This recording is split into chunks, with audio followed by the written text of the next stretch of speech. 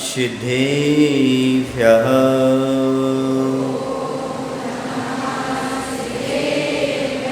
ॐ नमः सिद्धेभ्यः।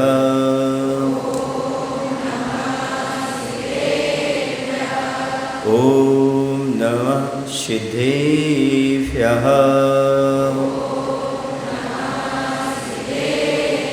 मंगलम भगवान वीरो मंगलम गौतमो गणी मंगलम कुंद कुंदार्यो जैन धर्मोस्तु मंगलम। बोलिए हिंसा परमो धर्म की। देवादिदेव श्री आदिनाथ भगवान की। आचार्य गुरुदेव भगवान श्री विद्यासागर जी महाराज की जय हो। नवाचार्य श्री समय सागर जी महाराज की जय हो। परम पूज्य चौड़ कुंद सागर जी महाराज की, समस्त आचार्य संघ की नमोस्तु महाराज जी, नमोस्तु महाराज जी, नमोस्तु। प्रत्येक व्यक्ति अपने जीवन को सुंदर बनाना चाहता है। कोई भी व्यक्ति ऐसा नहीं है जो अपने जीवन को सुंदर पवित्र और निर्मल ना बनाना चाहता हो। उसी की कड़ी में वह जब जीवन को सुंदर और निर्मल बनाना चाहता है तब बहुत सारे कार्य करता है, भावनाएं बहुत भाता है और भगवान के सामने भक्ति करता है, प्रार्थना करता है, बहुत सारे धार्मिक अनुष्ठान भी करता है। आप भी कुछ अपने जीवन में करना चाहते हो तो आपको भी कुछ भावनाएं करना पड़ती हैं, करना होगी। आप क्या चाहते हो? हमारी संपत्ति दुनिया के काम में आ जाए कि दुनिया की सारी संपत्ति हमारे पास आ जाए। दुनिया की सारी चीज़ें अपने पास चाहते हो कि अपनी सारी चीज़ें दूसरे के काम में आ जाए, ये चाहते हो। अभी तक तो ये भावना रही है कि दुनिया की सारी संपत्ति हमारे पास आ जाए, दुनिया की सारी खुशी हमारे पास आ जाए, दुनिया की जो भी अच्छी अच्छी चीज़ें से हमारे पास आ जाए। एक बार भगवान के सामने प्रार्थना करो, भगवान जो भी हमारे पास अच्छा अच्छा है वो सब दुनिया के पास पहुंच जाए। जीवन को निर्मल बनाने का तरीका ये नहीं है कि दुनिया में जो भी अच्छी चीज़ें हैं वो अपने पास रख लो, बल्कि जीवन को निर्मल बनाने का एक ही तरीका है, जो हमारे पास अच्छी चीज़ें हैं वो सबके पास पहुंच जाएं। ये भाव बनाओ। क्यों? क्योंकि जब आप अच्छी चीज़ें दूसरे को देना चाहोगे तो आपके पास भी अच्छी चीज़ें अपने आप प्राप्त हो जाएंगी। लेने का भाव संकीर्णता पैदा करता है और देने का भाव विशालता पैदा करता है। हम दुनिया से जो लेते हैं उससे हम संपन्न नहीं होते, बल्कि दुनिया को हम जो देते हैं उससे हम संपन्न होते हैं। दुनिया में हमारी पहचान उससे नहीं बनती कि दुनिया से हम क्या लेते हैं, दुनिया में हमारी पहचान इससे बनती है कि दुनिया को हम क्या देते हैं। दुनिया को इससे कोई मतलब नहीं है कि आप कितने खुश हो। दुनिया को ये मतलब नहीं है कि आप कितने खुश हो, दुनिया को मतलब है आप दूसरों को कितना खुश रखते हो। परिवार में भी ऐसी स्थिति है, मित्रों के बीच में भी यही स्थिति है। ये कोई नहीं पूछेगा कि तुम्हारे पास कितना दुख है, लेकिन ये सभी बताएंगे कि मेरे पास कितना दुख है। कोई आपकी खुशी नहीं देखना चाहेगा, वो ये चाहेगा आप हमारे लिए खुश रखो, आप हमारे लिए अच्छा रखो, हमें अच्छा दो। अच्छा देने का भाव कोई नहीं रखेगा, लेकिन अच्छा लेने का भाव प्रत्येक व्यक्ति रखता है। हर एक व्यक्ति चाहता है हमें अच्छी चीज़ प्राप्त हो, कोई नहीं चाहता है कि हमें अच्छी चीज़ देना पड़े। हर एक आदमी चाहता है अच्छी चीज़ प्राप्त हो। पर एक बात मैं बताऊं, दुनिया में आप चीज़ें अच्छी मत लेना, पर दुनिया में जितनी भी अच्छी बातें हैं, अच्छी शिक्षाएं हैं, वो जरूर कहीं से ग्रहण कर लेना। जहाँ भी तुम दुनिया में जाओ, जिस कोने में जाओ, वहाँ पर कहीं कुछ समाज में अच्छाई दिख जाए, किसी व्यक्ति में अच्छाई दिख जाए, किसी वस्तु से कुछ सीखने मिल जाए, उसे ग्रहण करना, तो दुनिया में सबसे अच्छे इंसान बन जाओ। फिर कभी ये मत सोचना कि जितनी अच्छी चीज़ें हैं वो सब हमारे पास नहीं, अच्छी चीज़ें सबके पास पहुंच जाएं, लेकिन अच्छाइयाँ सबकी हमारे पास आ जाएं। और मैं तो कहता हूँ आप यदि मांगो तो सबसे बड़ी संपत्ति मांगो, जिन गुण संपत्ति होदु मध्यम, जो भगवान और गुरु के पास संपत्ति है वो संपत्ति मेरे पास आ जाए। जिन गुण संपत्ति हो मध्यम, जिनेन्द्र भगवान की और भीतरा गुरु की संपत्ति, गुणों की संपत्ति हमें प्राप्त हो जाए, जो उनके पास गुण रूपी संपत्ति वो हमारे पास प्राप्त हो जाए, ये भाव भाओगे तो आपका जीवन आज से ही सुंदर बनना प्रारंभ हो जाएगा।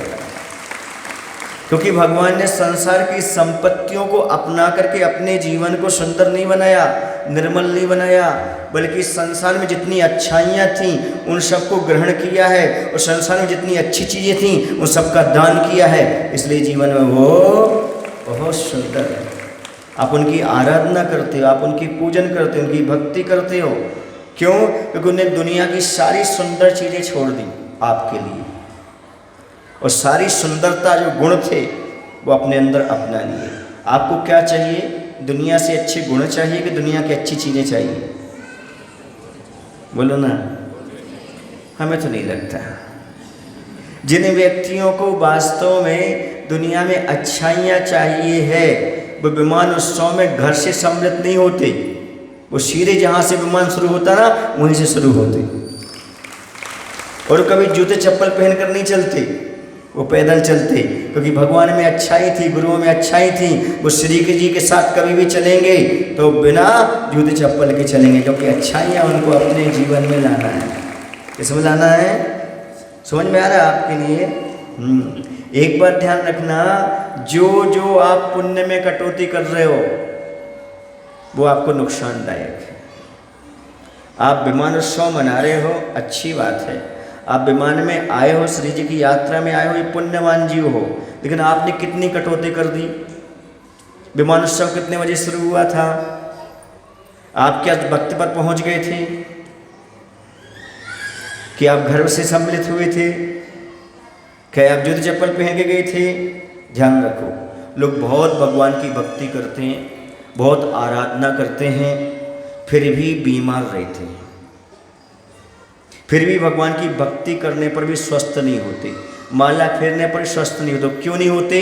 क्योंकि भगवान की श्री जी की यात्रा में वो जी चलाते, आलस्य कर जाते हैं, या फिर अशुद्धि फैलाते हैं। इसके माध्यम से भगवान की भक्ति करते भी कभी भी सुखी नहीं रहते। यदि आप सुखी रहना चाहते हो तो आगे जो भी श्री जी की विमान यात्रा निकले, शुरुआत में सबसे पहले पालकी की उठे और वहाँ पर तुम पहुँच जाना। घर से सम्मिलित नहीं होना। भगवान तुम्हारे घर पर आए, तुम इंतजार कर रहे, भगवान मेरे पास आए तब यात्रा में जाओ, समझो तुमसे बड़ा दुर्भाग्यशाली और संसार में कोई नहीं है। बजाओ ताली, बजाना हो तो। अब समझदार हो गए तुम, घर पर ताली बजा दी।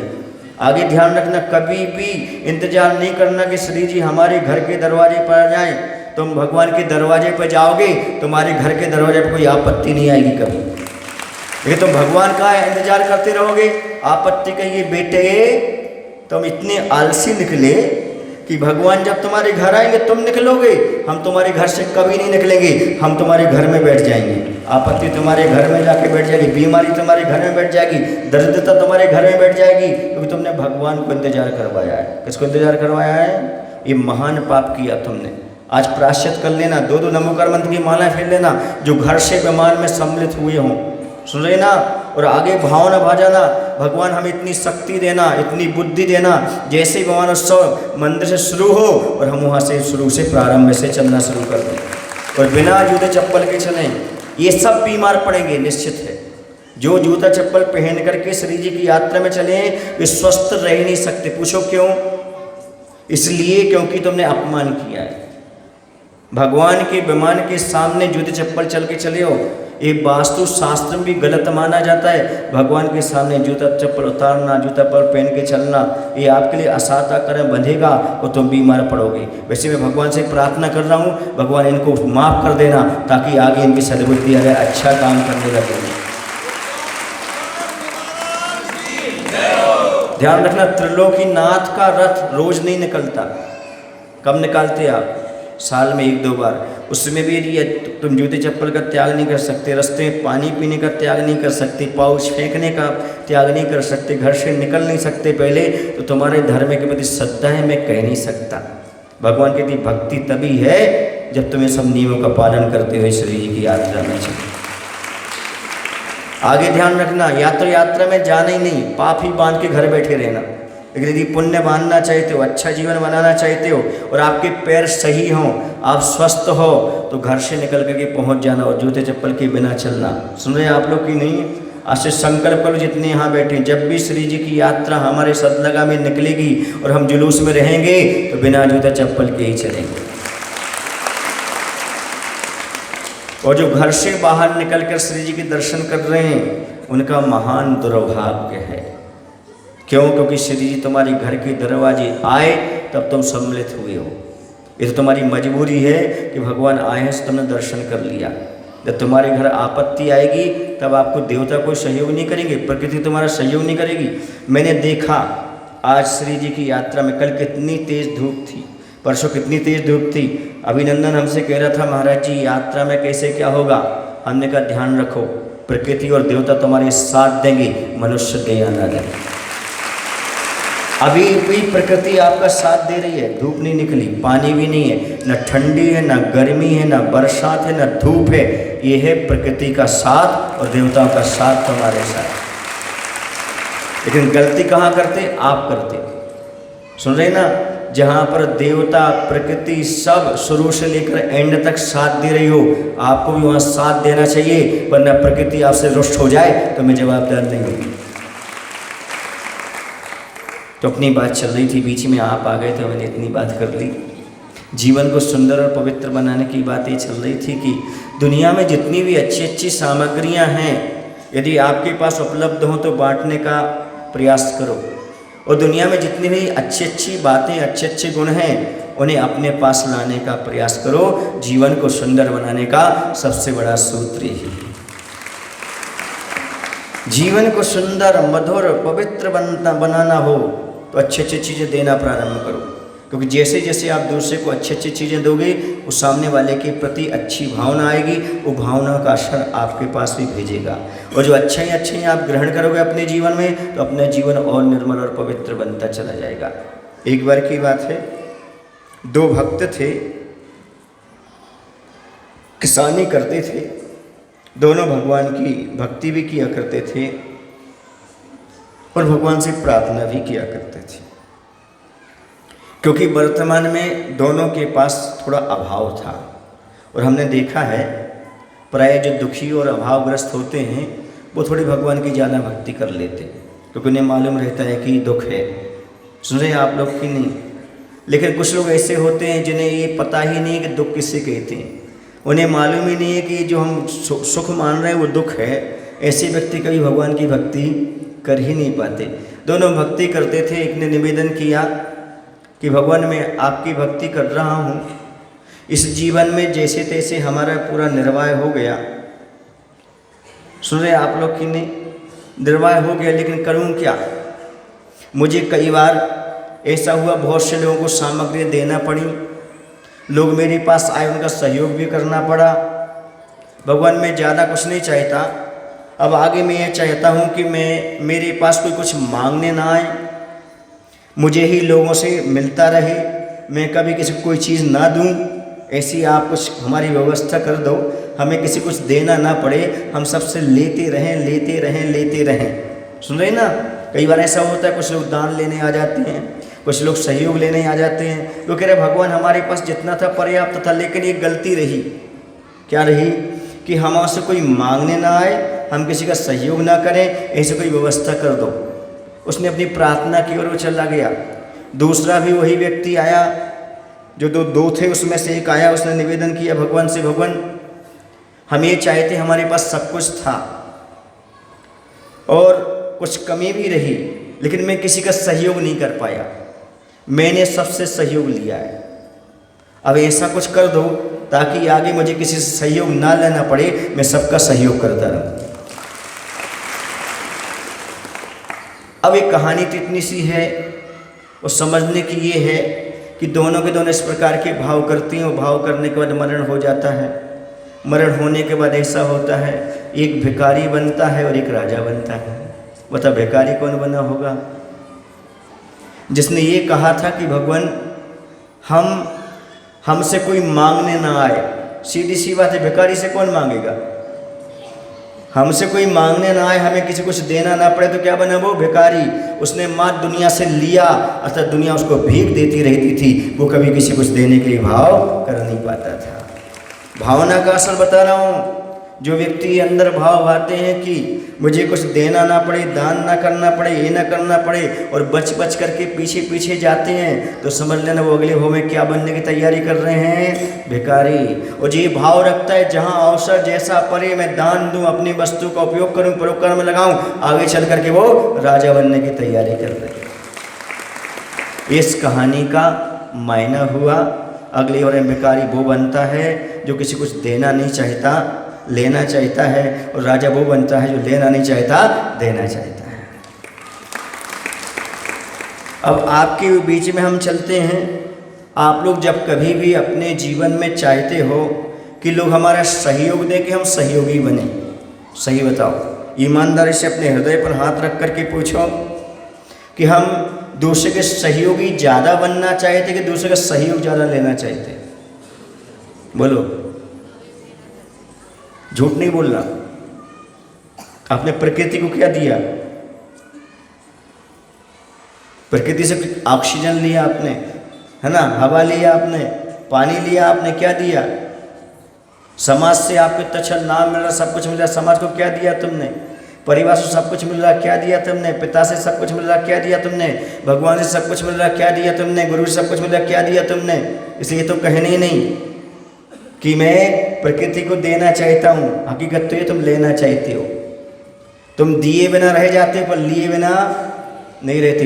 एक क्षण भी लिए बिना रहते हो क्या? सांस लिए बिना? ये कहाँ से मिल रही है आपको? प्रकृति से। सहयोग लिए बिना रहते हो क्या? एक मिनट भी?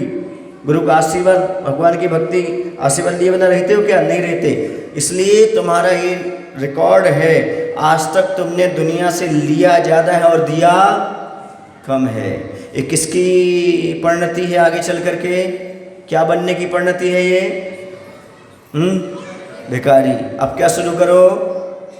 दुनिया से, समाज से, परिवार से सहयोग कम लो, सहयोग ज़्यादा देने का प्रयास करो। ये राजा बनने की तैयारी है। ताली किस बात पर बजाई? राजा बेटा तुम हो ही।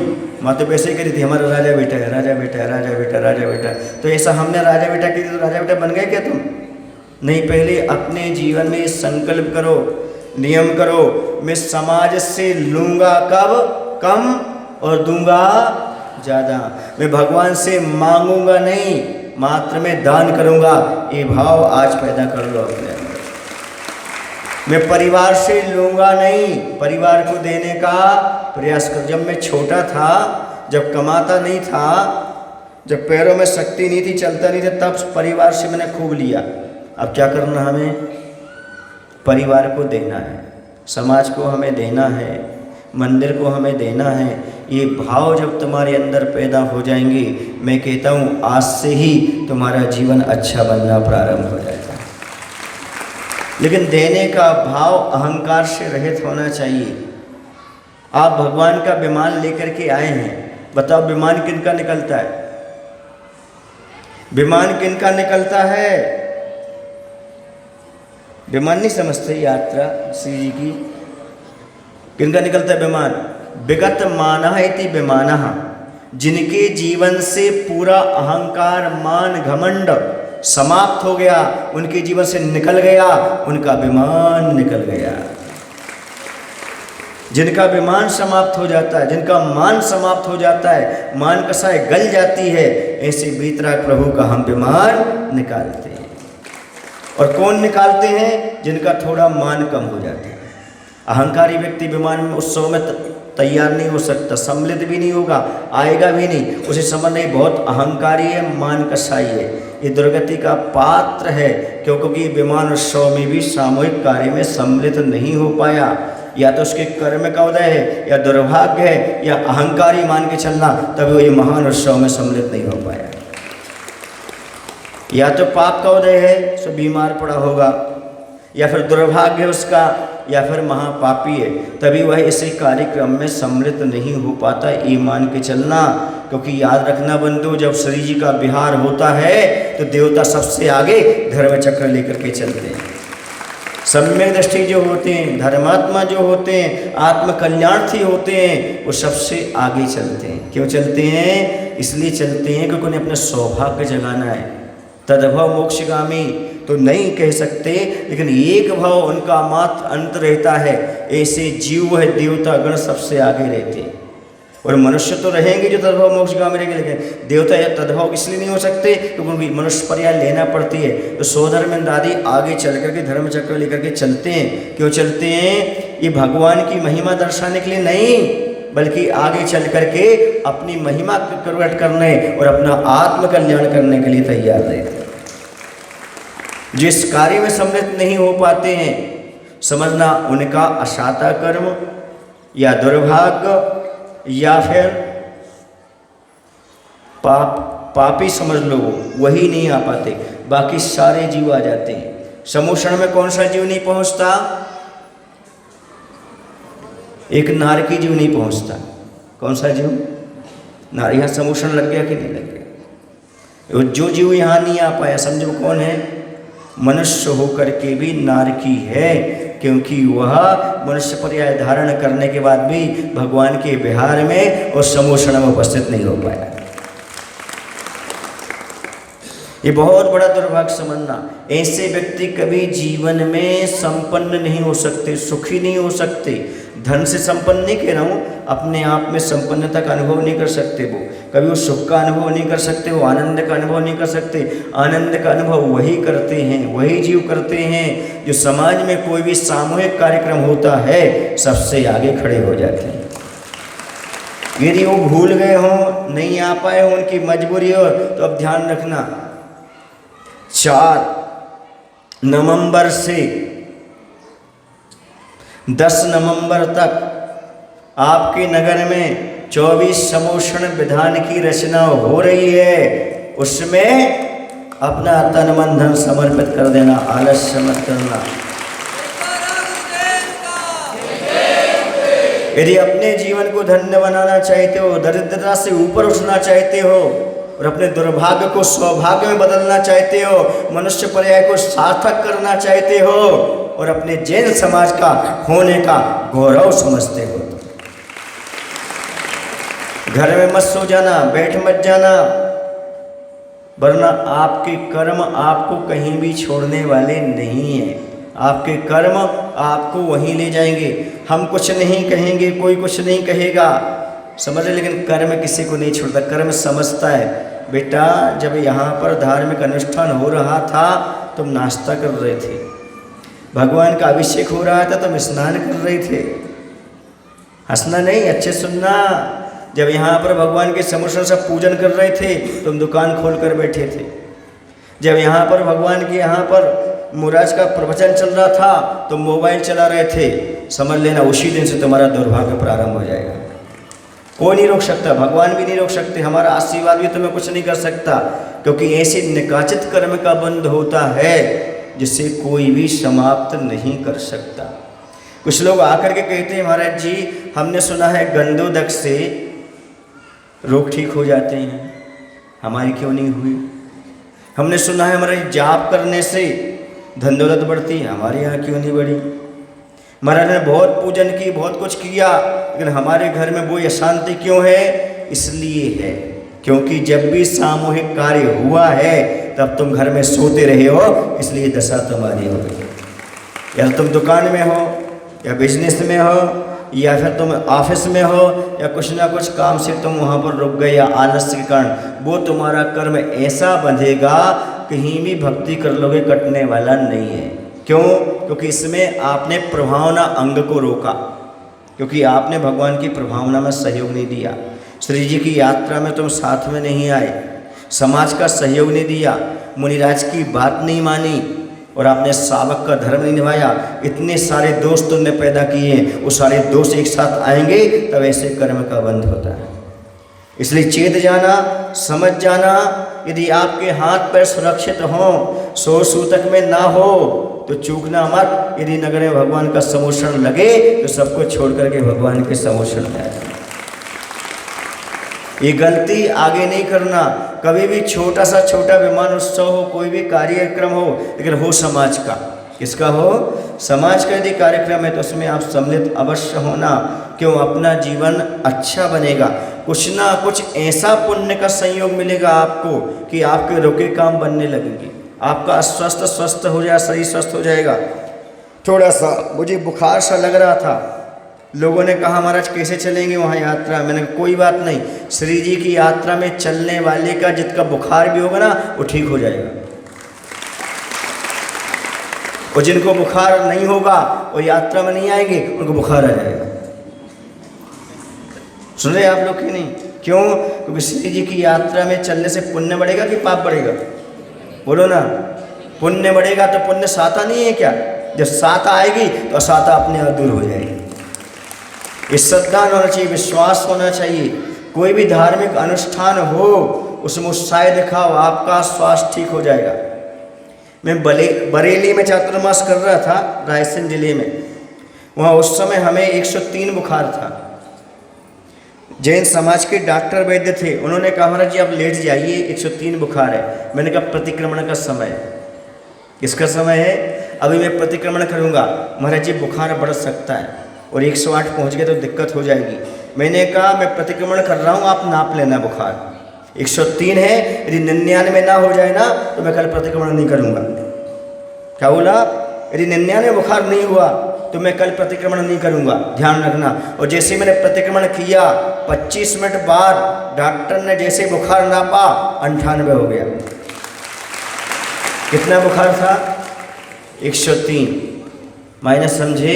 ये विश्वास होना चाहिए, हम धर्म कर रहे हैं, भक्ति कर रहे हैं, असाध्य कर्म छटेगा, कभी पढ़ नहीं सकता। यदि सही भावों से तुमने धर्म किया है, असाध्य कर्म अपने आप छटेगा। ये विश्वास, ये यकीन होना चाहिए। समझ में आ रहा ना? एक बार की बात है, एक गांव में बरसात नहीं हो रही थी। जब बरसात नहीं हो रही थी तो ये कोई संत थे, उन्होंने कहा एक काम करो, सारे 8-10 गांव के लोग आओ और यहाँ भगवान की भक्ति करो, और जब भक्ति करोगे तो खूब बरसात होगी। समझ में आ रहा है आप लोगों को कि नहीं आ रहा है? तो सारे लोग आ गए,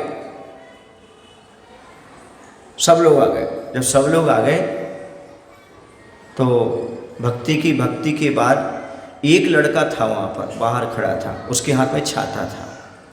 क्या था? बोले ध्यान रखो, इधर आओ, उस लड़के को बुलाओ, इधर आओ बेटा। बेटा तुम्हें छाता क्यों लाए हो? बोले हाँ विश्वास था, हम भगवान की भक्ति करने जा रहे हैं, लौटेंगे तो गीले हो जाएंगे। क्यों? भगवान की भक्ति से बारिश होगी तो हम छाता लेकर के आए, ये विश्वास से आए। बताते हैं जिस गांव का वो लड़का था उसी गांव में बारिश हुई, बाकी बारिश ही नहीं हुई 7 गांव में। मायने समझे? अच्छे से बजाओ कंजूस हो। क्या मायना हुआ? जब तुम्हें विश्वास ही नहीं है कि भगवान की भक्ति में, तो फल कैसे मिलेगा आपको? पहले भगवान की भक्ति पर विश्वास रखो, फिर फल मिलता है। आपको भक्ति का विश्वास नहीं है तभी तो घर से सम्मिलित होते हो विमान में। आपको विश्वास नहीं है तभी तो पीछे पीछे चलते हो विमान में। नहीं बंधु, यदि आपको विश्वास है कि धर्म का फल मिलेगा तो आप सबसे आगे आगे खड़े हो जाते और धर्म का फल आप प्राप्त करो। जिनको था वो शुरू से अभी तक है और आगे भी रहेंगे, उनको हमारा आशीर्वाद है। कमी नहीं थी, विमान में बहुत लोग थे, लेकिन कुछ लोग घर से सम्मिलित हुए, इसलिए हमें पीड़ा हुई कि हे भगवान इन्हें ऐसे कर्म ना बन जाएं जिनसे इनको काटे ना कटे। इसलिए मैंने आपको उपदेश दिया है ताकि अगले आप ऐसे आगे गलती ना कर सकें।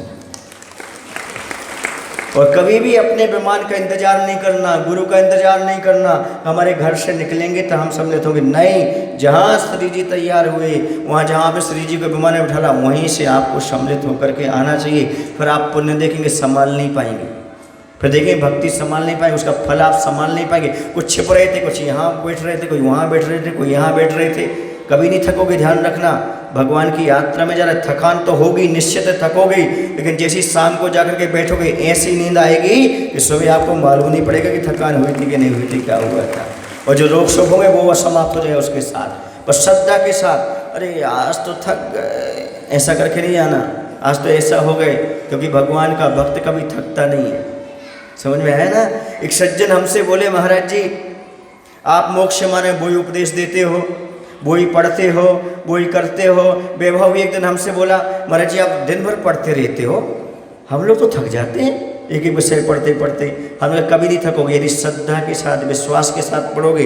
इससे हमें फल मिल रहा है, कर्म की नजरा हो रही है, हमारे आवश्यक है, कभी नहीं थकोगे। उत्साह बढ़ेगा और स्फूर्ति आपके अंदर आती चली जाएगी। क्योंकि धार्मिक अनुष्ठान का ही फायदा है, जितना अधिक करोगे, जितना अधिक करोगे उतने आप स्फूर्ति से भरोगे, उतना आपको आनंद आएगा, उतने सुखी रहोगे। अच्छे बताओ 16 दिन कैसा लगा आपको? बोलो, थक गए, सो गए, फिर रोगी हो गए, फिर क्या हुए? बहुत अच्छा हुआ। क्यों हुआ? क्योंकि भगवान की भक्ति करने वालों के साथ ऐसा ही होता है, उनको हमेशा आनंद का अनुभव ही होता है, सुख की प्राप्ति होती है, कहीं किसी प्रकार की कोई कमी उनको आने वाली नहीं होती। तो आप लोग भी विचार करो अपने जीवन में, कैसा भी हो, किसी भी रूप में हो, यदि आपको लग रहा है मैं थोड़ा सा भी स्वस्थ हूँ, तो धार्मिक अनुष्ठान में आ जाओ और फिर देखो आपका पूरा स्वास्थ्य ठीक हो जाएगा। सुन रहे? जैसे डॉक्टर के पास जाते हो ना, डॉक्टर कहता है कितना % है, इतना %। एक काम करो, ठंडा ठंडा पानी पी लो, ठीक हो जाओगे, और ठंडा पानी के आप स्वस्थ हो जाते हो। मैं कहता थोड़ी स्वस्थ हो जाओ, भगवान के मंदिर में आओ, थोड़ी भक्ति कर लो, पूरे स्वस्थ हो जाओगे। डॉक्टर की दवाई फेल हो सकती है, भविष्यवाणी फेल हो सकती है, पर महाराज की बताई बात और जनवाने की बात कभी फेल नहीं हो सकती। अब सोचो, विचार करो, पति कोड़ी है, 700 कोड़ी उनके साथ हैं, अब पत्नी भगवान की भक्ति करने बैठ गई। सेवा करना चाहिए थी उसको, मैना सुंदरी को, जाकर सबकी सेवा भी करती थी, लेकिन क्या करती थी वो? भगवान की भक्ति, क्योंकि उसे पता था कि दुनिया की दवाई इसमें काम आने वाली नहीं है, क्योंकि कुछ चीज़ों में दवा काम नहीं करती, दुआ काम करती है, बड़ों का आशीर्वाद काम करता है। उसने भगवान की भक्ति करने के बाद गंदों तक ले जा करके जैसे श्रद्धा के साथ अपने पति पर और 700 कोड़ियों पर छिड़का, सारे के सारे कामदेव की काया वाले हो गए, स्वस्थ हो गए। आज भी चमत्कार है, आज भी ये सारा फल है, पर हमारे अंदर श्रद्धा हो तब ना, हमारे अंदर भक्ति हो तब ना। जब भक्ति और श्रद्धा जागती है ना, तब ये चमत्कार होते हैं। आप लोग चमत्कार को नमस्कार करते हो, पर सच्चा धर्मात्मा जहाँ नमस्कार करता है वहाँ चमत्कार हो जाता है। ये हमारे पास श्रद्धा होना चाहिए, विश्वास होना चाहिए कि हम जो कार्य कर रहे हैं ये कर्म नजरा होगी, पुण्य का बंध होगा, आपत्तियाँ छटेंगी, हमें सुख समृद्धि मिलेगी, ये विश्वास होना चाहिए। आपको समझ में आ रहा ना? चक्रवर्ती को कौन सी कमी रहती है? देवताओं को कौन सी कमी रहती है? देवताओं को तो रोग भी नहीं होता, संपत्ति कमी नहीं पड़ती, उनकी बीवी कभी बीमार नहीं पड़ती, उनके बच्चे होते नहीं। फिर देवता लोग अष्टांग में जाके भगवान की भक्ति क्यों करते हैं? फिर रोज भगवान का अभिषेक पूजन क्यों करते हैं देवता लोग? क्योंकि उन्हें पता है ये आज हम भक्ति कर रहे हैं, हमें कोई भी अभी कमी नहीं है, लेकिन ये भक्ति हमारी कर्म की नजरा कराएगी, पुण्य का वर्ण कराएगी, अगले भव में अच्छे कुल में जन्म दिलाएगी, और जन्म दिला करके मुनि बनाएगी, मुनि बना करके मुक्ति का लाभ दिलाएगी। इस श्रद्धा उन देवताओं को भी है, जबकि उनके यहाँ कोई कमी नहीं है। समझ में आ रहा है ना आप लोगों को? सब अमृत का पान करने वाले, किसका पान करते हैं? अमृत का पान करने वाले हैं, सारी परिचर्या उनकी होती रहती है, लेकिन फिर भी वो भगवान का अभिषेक पूजन नहीं छोड़ते, क्योंकि उन्हें श्रद्धा ने अगले भव में हमें ये सब काम में आने वाला है। सुन रहे हो ना उदय? हाँ, सुन लेना अच्छी तरह से। जो भगवान का अभिषेक और पूजन नहीं करते ना, वो समझते हमारे यहाँ तो सारी संपत्ति, हमें सब सुखी हैं, सब चीज़ें हैं। ऐसी बात नहीं है, ध्यान रखना। राजा से रंग और रंग से राजा बनने में टाइम नहीं लगता है, इसलिए अपने इस भाव और परभाव की सुख समृद्धि चाहते हो और कल्याण का रास्ता चाहते हो, जैसे भी परिस्थिति में हो, गरीब हो, अमीर हो, मीडियम हो, सब भगवान का अभिषेक और पूजन करो, तुम्हारे जीवन में यही कल्याणकारी है। एक दिन की भी लापरवाही मत करो, एक दिन भी मत चूको। जैसे आप ड्यूटी पर नहीं चूकते, आपको ये तो विश्वास है कि मैं ड्यूटी पर जाऊंगा तो पैसा आएगा, मैं भोजन करूंगा तो भूख मिटेगी, पानी पीऊंगा तो प्यास मिटेगी। ऐसे विश्वास, ऐसा श्रद्धा रखो, भगवान की भक्ति करूंगा तो सारी आपत्तियां टलेंगी। ये विश्वास रखो अपने जीवन में, तब आपका सारा काम होता चला जाएगा। सुन रहे आप लोग कि नहीं? मैं बेगमगंज में था। कहाँ था? और बेगमगंज में ऐसा हुआ कि उन्होंने एक प्रॉपर्टी खरीदी। अमित जैन है, भगत परिवार कहलाता है, एक भाटिया परिवार है, पता लगा लेना, दो परिवार हैं। उन दोनों ने प्रॉपर्टी खरीदी करोड़ों रुपए की, पर उसमें ऐसी कुछ समस्या आ गई कि वो जो रजिस्ट्री वगैरह होना थी तो सरकार मांग करने लगी कम से कम 21-22 लाख रुपए दो, उसके बाद करेंगे। कितने? वो हमारे पास आए, महाराज कोई उपाय बताओ, क्या करूं? मैंने कहा तुम्हें क्या करना है? बोले मैं तो ये चाहता हूँ इस स्थान पर आपके चरण पड़ जाए एक बार। मैंने कहा बिल्कुल पढ़ेंगे, पर श्री जी जाएंगे तब जाऊंगा मैं। उनका ठीक है महाराज, क्या उपाय करूं? आप बताओ श्री जी कैसे जाएंगे, सम्मोषण कैसे लेगा? बोले विधान करते हैं। हमने कहा करो। और जैसे ही दोनों परिवारें मिलकर के वहां विधान किया, पूरा खर्चा उनका, भोजन पानी व्यवस्था पूरी समाज की उनकी, जो पैसा बचेगा वो हथकरघा को जाएगा, और हथकरघा का पैसा जो बचा था वो महाराष्ट्र आया था। सुन रहे ना आप लोग? और वहाँ पर विधान किया। विधान करने के बाद 4 दिन बाद सरकार से ये आदेश मिल गया कि आप फ्री में काम करा सकते हैं, आपको कोई पैसा नहीं देना पड़ेगा। जो उन्होंने यहाँ खर्च नहीं कर पाए 21, उतने वहाँ उनको मिल गया। उसके बाद वो अपने घर पहुँचे तो उनकी माँ का, कोई माँ थी वृद्ध माँ, भाटिया परिवार की, वो बाहर बैठी रहती थी, तो उनकी सोने की मोटी चैन थी, वो कोई उनकी गली से निकाल के चला गया था। और लगभग 1 महीना हो गया था, मालूम ही नहीं था कौन ले गया। और जैसे यहाँ विधान से वो घर पहुँचे तो उनके लिए एक व्यक्ति अनजान कोई आया और वो एक पैकेट में रख करके बोले दादी को दे देना। किसको दे देना? दादी को दे देना। और दौड़ लगा के वो चला गया। उसको खोल कर देखा तो वही वाली चेन थी जो चोरी से ली गई थी। उसके भावों में परिवर्तन आ गया। किसके भावों में? जो चोरी करके ले गया था। क्यों? क्योंकि ये परिवर्तन किसने दिलाया? वो सरकार का परिवर्तन किसने दिलाया? भगवान की भक्ति की, देवताओं ने उनका परिवर्तन कर दिया। याद रखो, देवताओं की भक्ति करने से देवता सहयोग नहीं देते। याद रखना, जो तुम देवी देवताओं को पूछते रहते ना, ये करते रहते हो। देवी देवताओं की पूजा करने से देवी देवता कभी भी आपका सहयोग नहीं करते। पूछो क्यों? क्योंकि वो देवी देवता यदि सम्यक दृष्टि हैं तो वो कभी नहीं चाहेंगे कि भगवान के सामने मेरी पूजा हो। एक अगर कोई सम्यक दृष्टि खड़ा हो जाए और बोले कि मेरे पैर छुओ भगवान के सामने, कोई बोलेगा ऐसा? क्या बोलो ना आप लोगों में? नहीं बोलेगा। ऐसे ही कोई देवी देवता नहीं कहता, चाहे वो क्षेत्रपाल हो, चाहे पद्मावती हो, चाहे धर्मेंद्र, चाहे कोई नहीं चाहेगा कि श्री जी के सामने तो हमारी पूजा करो। लेकिन वो ये जरूर चाहेंगे तो भगवान की पूजा करो तो हम तुम्हारे सहयोग करेंगे। क्यों? क्योंकि भगवान का भक्त भगवान के सामने कभी अपनी पूजा करा ही नहीं सकता। वही सच्चा भक्त है, वही सच्चा भक्त है। जो भगवान के सामने अपनी पूजा कराए वो भगवान का भक्त हो ही, बोलो ना, हो नहीं सकता। और जो अपनी पूजा से खुश होकर के आपका कुछ काम करे वो भगवान नहीं हो सकता।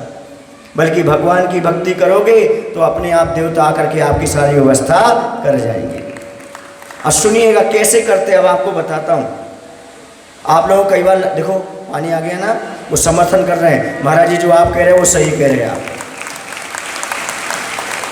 सुनो दूसरी बात, आप लोग कई बार आचार्य पास गए होंगे और महाराज के पास गए होंगे और अपनी समस्या रखी होगी कि महाराज हमारा ऐसा ऐसा काम हो जाए, हम ऐसा चाहते, धार्मिक काम करना चाहते, ऐसे ऐसा। उनने आशीर्वाद दिया और आपका काम हो गया होगा। कई बार हुआ होगा, बोलो ना, हुआ कि नहीं? और अभी आपका कीर्ति स्तंभ का काम नहीं हो रहा क्या? गुरु मंदिर का काम नहीं हो रहा क्या? समाज एकता की डोर में नहीं बन रही क्या? हो रहा।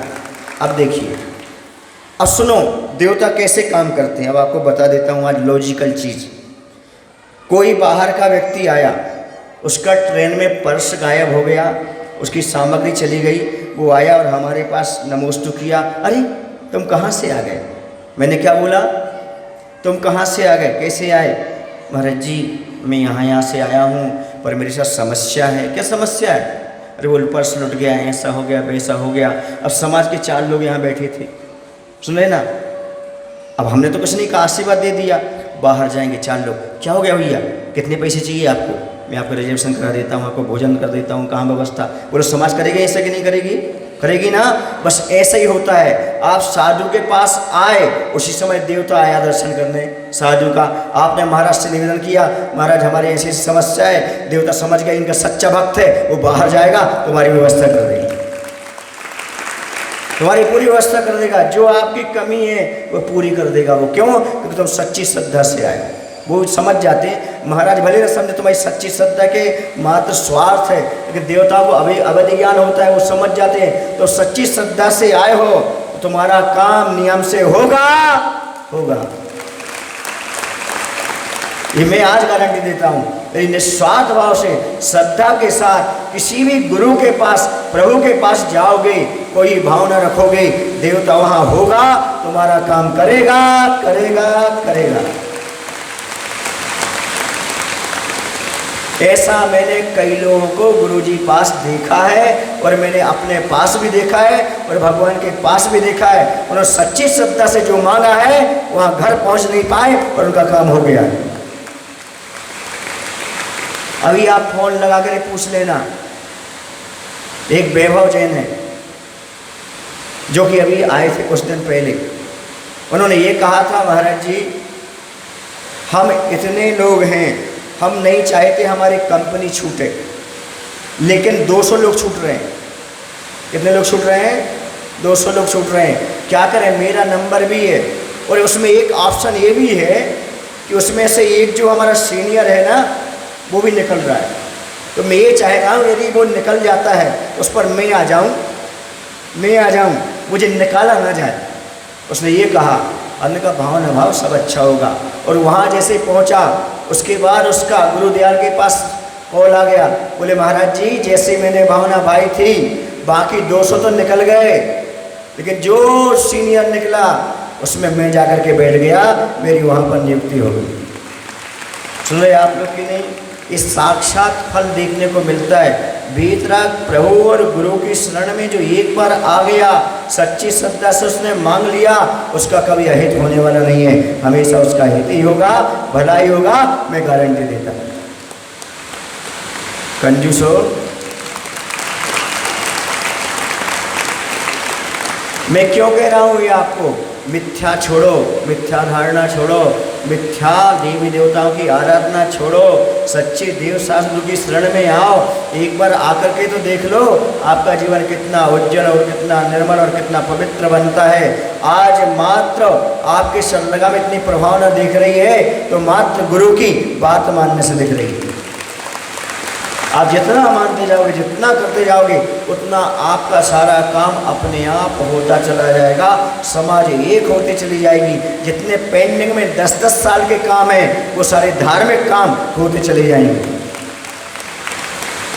2-3 वृद्ध हमारे पास आए थे, बोले महाराज जी 10 साल से प्रतीक्षा कर रहा था, आज सुबह सुबह जो कार्य हुआ ना, शिलान्यास हुआ ना, 10 साल से प्रतीक्षा कर रहा था। मैं सोच रहा था मैं देख पाऊंगा जीवन में कि नहीं, मेरी इतनी आयु है कि नहीं, पर आप आ गए, हमारा काम हो गया। तो सच्ची श्रद्धा रखो। याद रखना, मुनिराज आजीवन पंच महाव्रत का पालन करते हैं। जो एक भी व्रत का पालन करता है सही ढंग से, उसकी भी देवता सहयोग करते हैं। जो 5 महाव्रत का पालन करता है वो गुरु सत्सत प्रणाम करते हैं। ये श्रद्धा, ये विश्वास आपके अंदर अटूट होना चाहिए और श्रद्धा गाढ़ होना चाहिए। और ध्यान रखो, जो गलतियां कर रहे हो वो आगे गलतियां नहीं करना। जब कभी आपके यहाँ विमान उत्सव हो, सामूहिक कार्यक्रम हो, उसमें तन मन धन से सबसे आगे रहना, फिर देखना आपके जीवन में उसी दिन से परिवर्तन होना प्रारंभ हो जाएगा। कहीं भी आपको किसी प्रकार की कमी आने वाली नहीं है। और ये आ जाए तो हमारे पास हाल कहा ना, तो कहना महाराज आपने कहा था ऐसा होगा, नहीं हुआ। वैसे तो होगा नहीं, आपको चांस नहीं दूंगा मैं कि आप आके हमारे पास कहो कि ऐसा हो गया। आपका काम अच्छी ढंग से होता चला जाएगा, आप भी धर्म में लगेंगे, आपका परिवार भी सुखी रहेगा और आप भी सुखी रहेंगे, आनंद का अनुभव करेंगे। समय हो रहा है आपका, मेरा नहीं, मेरा भी हो रहा है। 5 मिनट बाद मेरा समय भी हो जाएगा, क्योंकि मुझे भी प्रतिक्रमण आवश्यक आदि करना होते हैं। तो आप लोग जो है ना, जो कुछ कार्य आपको बताया जाता है समय पर करें, अच्छे से करें। और 16 दिन जिन जिन ने अभिषेक पूजन आदि किया है, अब उनकी परीक्षा है। यदि आगे अभिषेक पूजन करते हैं तो मेरी गारंटी है, और नहीं करते तो मेरी गारंटी नहीं है। इसलिए 16 दिन के बाद जो अपने घर जाकर बैठ गए हैं वो गलत कर रहे हैं। यदि अभी पुण्य की वृद्धि बढ़ाना चाहते हो और तो अभिषेक रोज करो।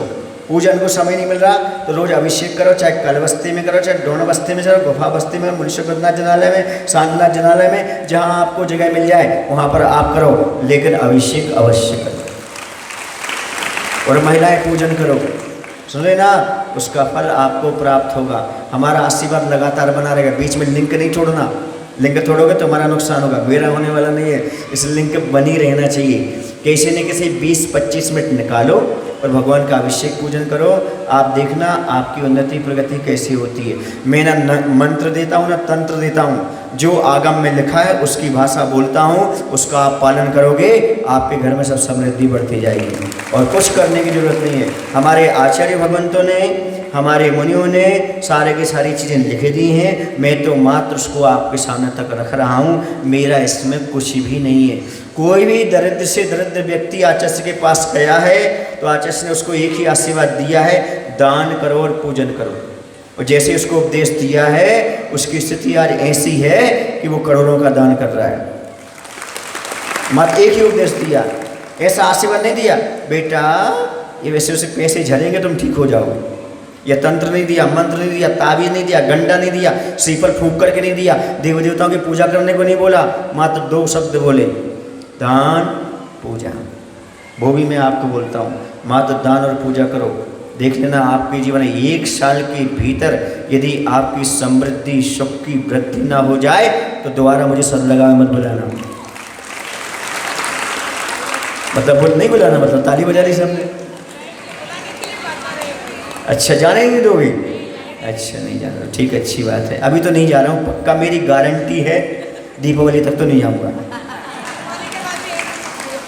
ठीक है ना। हाँ, यदि विधान की रूपरेखा रखी तो फिर वो 10 तारीख तक रहना पड़ सकता है ना। उसके बाद मेरी गारंटी नहीं है। इसलिए जितना लूट सको उतना लूट लो। कब तक? कब तक? 10 नवंबर तक। कितने? 9-2-11। उसकी मेरी गारंटी नहीं है। 10 नवंबर तक जितना चाहो उतना लूट सको, मैं दोनों हाथों से लुटाने के लिए तैयार हूँ। अभी आपने कब नहीं लूटा? खूब लूटा है। मैं तो ये मानता हूँ जो कभी मंदिर नहीं आए उनने भी अभिषेक पूजन किया है, मतलब बहुत लूटा है। मुझे नहीं, पुण्य को। मुझे नहीं लूटा, मुझे कोई लूट नहीं सकता। ओ लुटोरो, तुमने आज तक उनको लूटा होगा। ओ लुटोरो, तुमने आज तक उनको लूटा होगा जिनने दुनिया को लूटा है। हमें नहीं लूट पाओगे, हम तो दुनिया को सब लुटा बैठे। हम तो सब दे चुके हैं, हमें कोई नहीं। पर आपका भला चाहते हो, आज से ही मेरी ये बात गांठ में बांध लो। जब भी सामूहिक कार्यक्रम होता है उसमें एक्सेप्ट नहीं रहना। दूसरा मुनि के प्रवचन आदि होते हैं तो उसमें भी आपको अनुपस्थित नहीं रहना। मैं आज से यहीं रुकने का भाव बना रहा हूँ, क्योंकि 2 दिन वहाँ गया तो वहाँ थोड़ा सा समझ गए ना।